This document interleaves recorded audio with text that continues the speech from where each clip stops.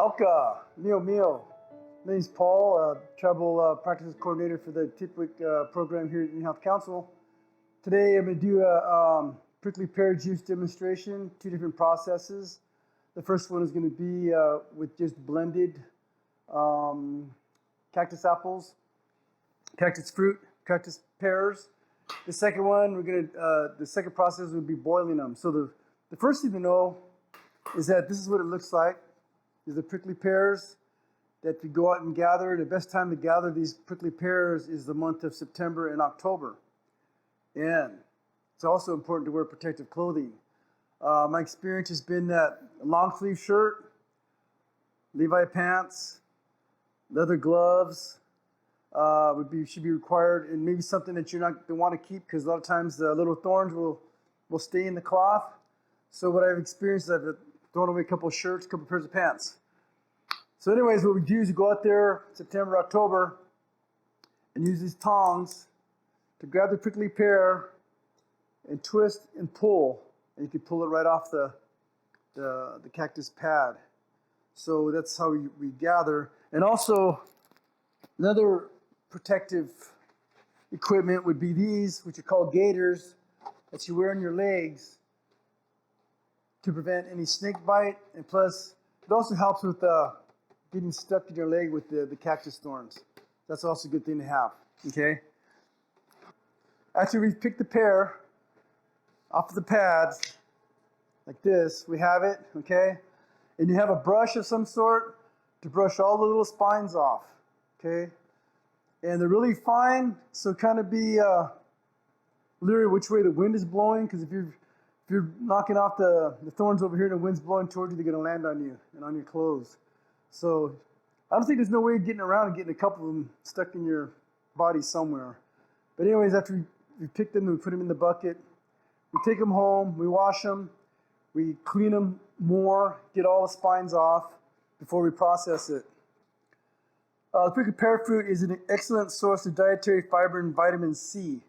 1 cup of raw fruit is 61 calories and contains 5 grams of fiber and 35% of recommended daily value of vitamin C. They contain very little sodium and no saturated fat, which are really healthy, especially for diabetics. So some of the other benefits for prickly pear are it has anti-inflammatory, antioxidant effects, also rich in flavonoids, and provides essential minerals and fatty acids. And in the Southwest USA, prickly pear was likely the most important food available in the region for many years. Also a good source of fiber that supports metabolic health. Also may contain antibacterial and antiviral properties, and also used to treat enlarged prostate. So prickly pear has these benefits. That being said, I'm going to put my gloves on, just in case there's any extra thorns on there. So the first process we're going to do is the blended process. So here's a bowl of prickly pears. You can also always also freeze these and use them later. So when you pick them, you always just throw them in the freezer and it'll be good. So there's 2 ways you can do this. You can cut off the ends, like so, both sides, and then blend it whole in the blender. Or you can also just cut them in half, like that. Because these have been really cleaned really well. But the whole thing, if you use the whole thing, you get all the nutrients of the whole fruit. So we're just going to cut a couple of these off, like so.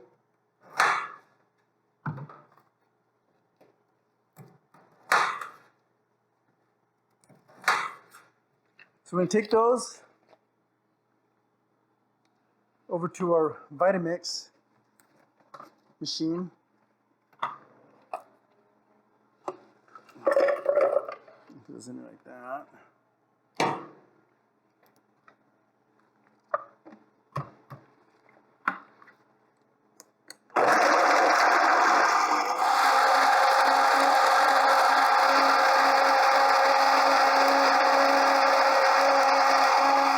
So it's a little bit harder to do when they're really frozen.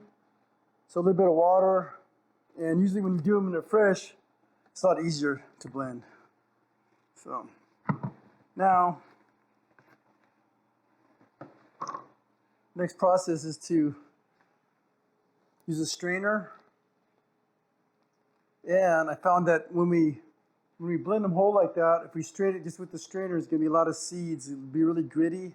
They're little tiny seeds, but you can still digest them. But if we want to make it even less seedy, you can use a coffee filter, or you could use cheesecloth. Today we're going to use this coffee filter, and we're going to strain it into this bowl over here, like so. See how it comes out. It's really good like this too. So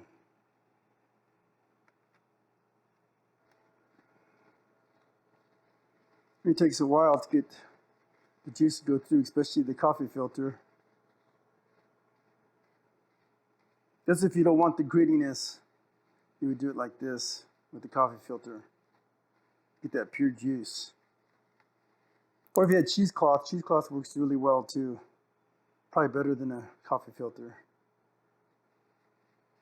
So you can either have gritty juice, or you can have really pure juice without the grit, like that.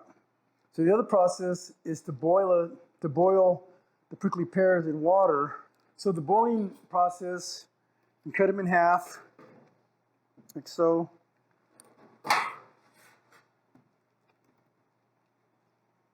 However you want to go long ways or half, doesn't matter. Like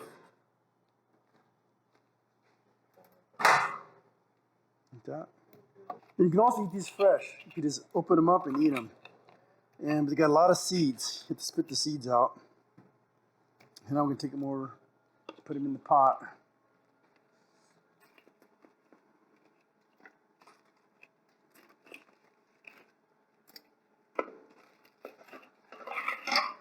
There we go.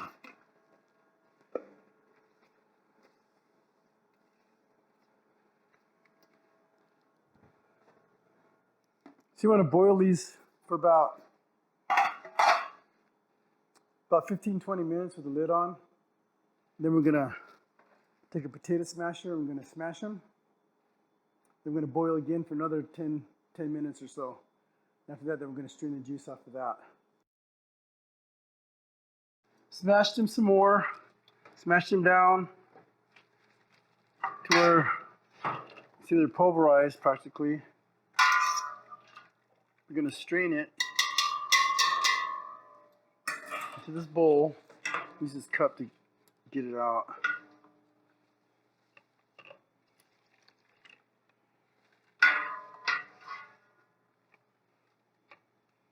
You can also make prickly pear syrup this way. After you get all of this separated and strained,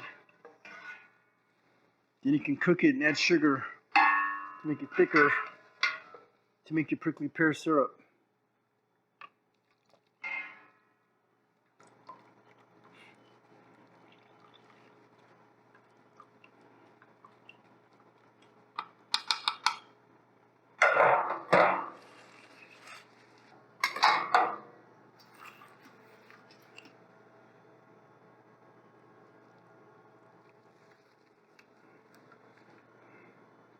A lot of juice. And